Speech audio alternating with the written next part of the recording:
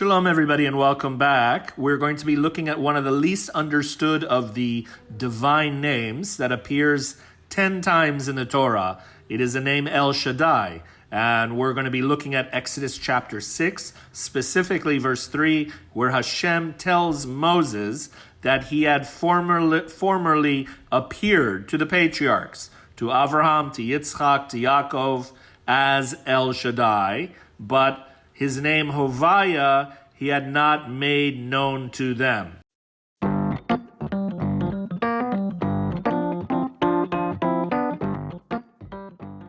So the first question we need to raise is it's not necessarily accurate that the patriarchs didn't know God by his four-letter name, Hovaya. For example, we see in Genesis chapter 15:7, God does introduce his name Hovaya to Avram. And then again, Genesis 28:13, God introduces himself by his name Hovaya to Jacob.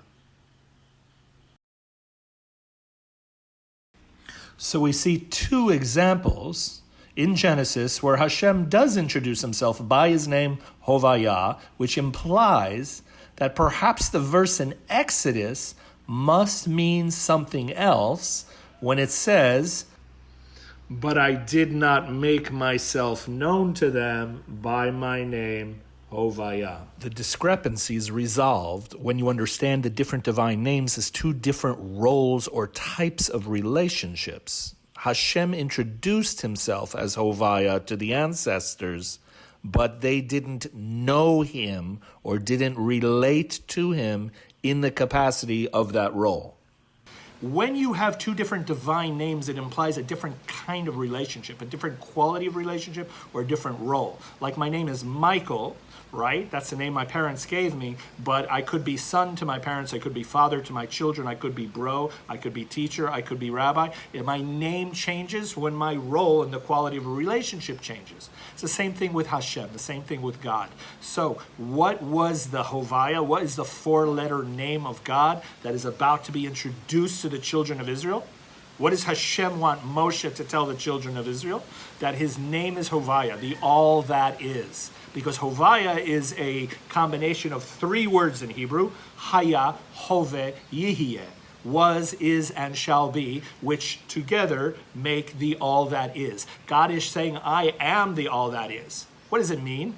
It means that rather than God being a localized, personal God, as he was to the fathers and mothers of Israel, now God is going global.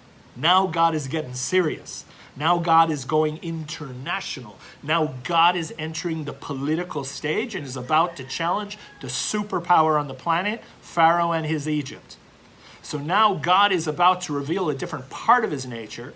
The sages of Israel, our rabbis, say that what is the difference between Shem Hovaya and El-Shaddai? Shem Hovaya, the new name, is going to imply that God is about to transcend the laws of nature. God is going to perform miraculous feats.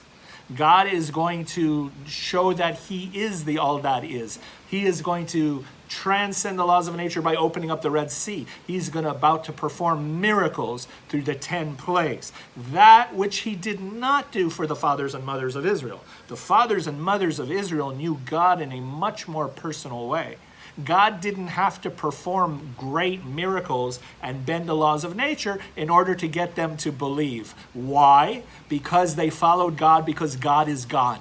For the simple reason that he is the creator, he is the father, mother, he is the shepherd, he is the higher power, and because it made sense to follow him. How could you not follow your cosmic parent, the one who brought you here into existence? It is not for any other reason, but for the children of Israel. They are no longer a family. They are no longer a clan. They are no longer 12 tribes. They're about to become a nation. They are going global under Moses, and the name is changing not just for the children of Israel as a nation rather than a family clan, but God's name will be changing because he's now going to be performing on the world stage. God is the author of the headlines all over the world, and he's about to show what's going on and his might and his character. Very unlike a previous original relationship that the fathers and mothers of Israel had, which that relationship They knew him, God, as El-Shaddai. Let's look at El-Shaddai. Let's look at what that name implies. This is one of my favorite names. It's one of the sweetest relationships that one can have with God, his maker and creator. So let's take a closer look at the name El-Shaddai. It is a combination of two names, El and Shaddai. It literally translates as El, which means, short for Elohim, it means the Almighty or Mighty One or God. Shad, this is the interesting part. Shad is the Hebrew word for a woman's breast. Dai means it's enough, it's sufficient, it's enough. Shaddai together means the nurturing, the nourishment that comes from the nursing of a mother is sufficient. El-Shaddai together is God, the all-sufficient, life-giving source of nourishment. Since this name refers to a woman's breast, we can say that it's God's maternal side, where he, she, it nurtures, comforts, feeds, provides, protects, and sustains. But even more importantly, the relationship is personal, like a child to its parent.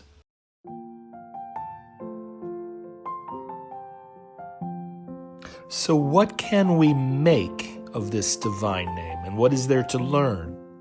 Well, for one thing, we can review the relationship of a mother to its child while nursing and gain insight into how we may facilitate that same quality of spiritual and emotional relationship with our own Creator. So during nursing, it is said that the child receives the most essential nutrition to ensure its growth and development. Likewise, may we also receive the appropriate nourishment for our own soul growth and development on this current stage we are in life. During nursing, the infant feels loved and cared for. Likewise, may we welcome the transformative moments in our lives, carrying us from point to point and from fear to love. During nursing, the infant feels a sense of trust, security, and a healthy dependency that is necessary for any true and sustaining relationship with its parent and with life itself. May we also be recipients of that kind of trust and faith at a time when the world's challenges are increasing with time. And may we stay conscious of our ever-present unity with God and travel with grace and ease. May we realize we are never without perfect, divine companionship.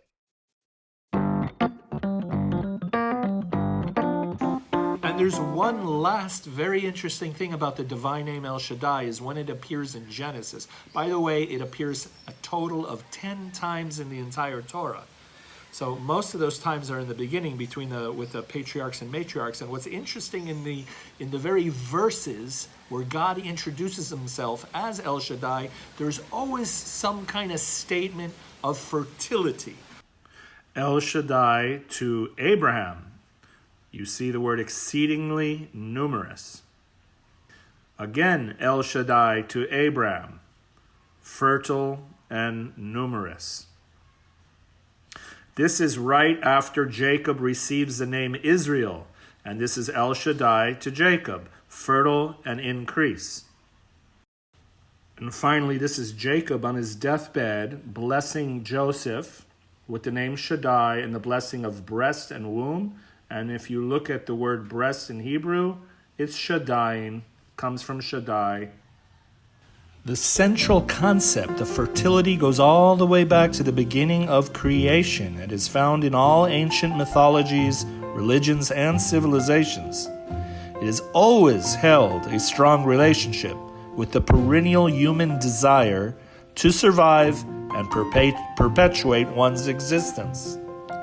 Whether it's through rain and fertile land, ensuring an abundance of crops and livestock, or successful reproduction within the family, clan, or tribe. It's always directly linked to survival and security of a community.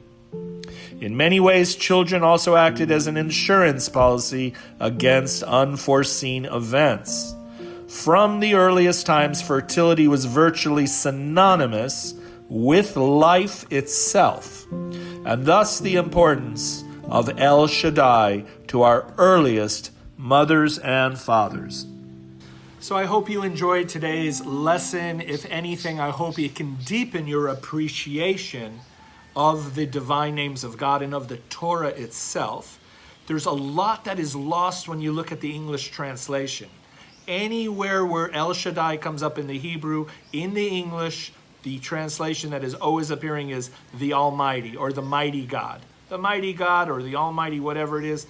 You lose so much when it's translated in English. So if you want to continue learning more and getting the deeper understanding of the Torah, the verses, and how it might help promote our own soul growth and our spiritual and psychological development while here on earth, please join the tribe. And the way to join our tribe is to remember to subscribe and don't be a stranger. We want to see you week to week. And until next week, from strength to strength, God bless. May you keep safe and healthy and well, and we'll see you next lesson.